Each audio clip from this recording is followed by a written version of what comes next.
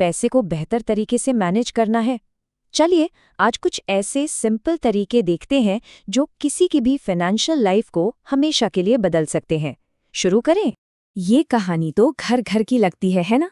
यहाँ तक कि अच्छी खासी कमाई करने वाले भी महीने के आखिर में स्ट्रगल करते हैं। पर सवाल ये है कि ऐसा होता क्यों है?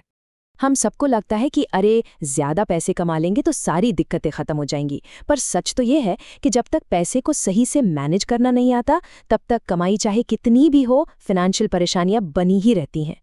तो चलिए इन दो अलग अलग सोच के बीच का फर्क समझते हैं, क्योंकि बात सिर्फ कमाने की नहीं है, बात है उसे संभालने की कला की।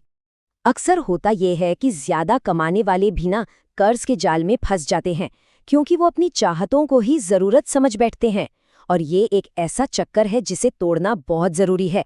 असली स्किल तो पैसे को अपने लिए काम पर लगाने में है, न कि सारी जिंदगी पैसे के लिए काम करते रहने में। तो सवाल ये है कि इस चक्कर को तोड़ा कैसे जाए। आइए एक बहुत ही सिंपल पर जबरदस्त बजटिंग नियम को समझते हैं। ये एक बड़ा ही आसान सा फॉर्मूला है जो आपकी इनकम को 3 हिस्सों में बांट देता है। इससे फाइनेंशियल डिसिप्लिन लाना मतलब बहुत आसान हो जाता है। रूल बहुत ही सीधा है। इनकम का 50% जाएगा जरूरतों पर, 30% चाहतों पर और सबसे जरूरी 20% जाएगा सेविंग्स और इन्वेस्टमेंट्स में। अब यहाँ जो सबसे दिलचस्प बात है ना, वो है जरूरत और चाहत के बीच का फर्क। सोचिए, घर का किराया, राशन, ये जरूरतें हैं, इनके बिना काम नहीं चलेगा। लेकिन नया फोन या बाहर डिनर, ये चाहते हैं, मजा आता है पर जरूरी नहीं है। असली गड़बड़ तब होती है जब लोग अपनी चाहतों को ही जरूरत समझने लगते हैं, और बस वहीं से पूरा बजट बिगड़ जाता है। तो अब आते हैं इस रूल के सबसे पावरफुल हिस्से पर, वो 20% जो असल में भविष्य बनाएगा, वेल्थ बनाएगा।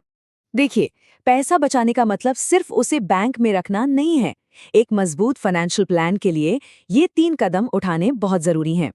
इसका मतलब बहुत सीधा है। खर्चा करने से पहले बचाओ।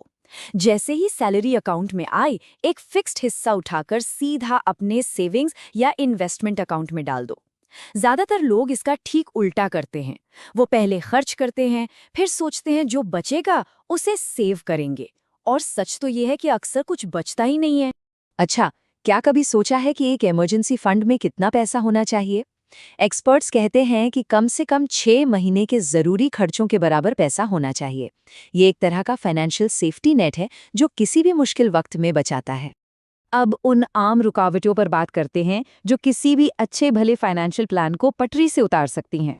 36%, ये नंबर देखकर ही झटका लगता है ना?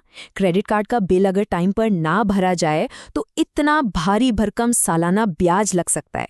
ये एक ऐसा जाल है जो बहुत तेजी से फैलता है और लोगों को गहरे कर्ज में धकेल देता है।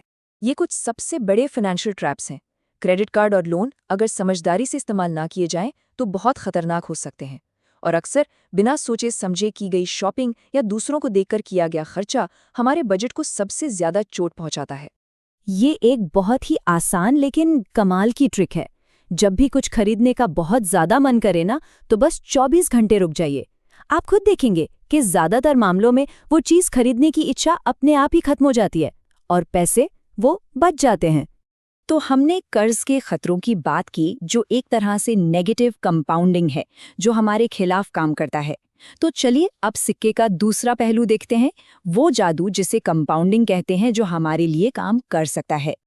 एल्बर्ट आइंस्टाइन ने कहा था, और क्या खूब कहा था, ये सचमुच एक ऐसी ताकत है जो या तो हमारे लिए काम कर सकती है या हमारे खिलाफ। सिंपल शब्दों में कहें तो ये पैसे से पैसा बनाने की प्रक्रिया है। मतलब आपका पैसा आपके लिए और पैसा कमाता है और फिर वो कमाया हुआ पैसा भी पैसा कमाने लगता है। समय के साथ ये इफेक्ट स्नोबॉल की तरह बढ़ता जाता है। और ये चार्ट देखिए, ये जल्दी शुरू करने की ताकत को कितनी अच्छी तरह दिखाता है। सोचिए, अगर कोई 20 साल की उम्र में हर महीने सिर्फ 5,000 रुपये इन्वेस्ट करना शुरू कर दे, तो 60 की उम्र तक उसके पास करीब 5.84 करोड़ रुपए जमा हो सकते हैं।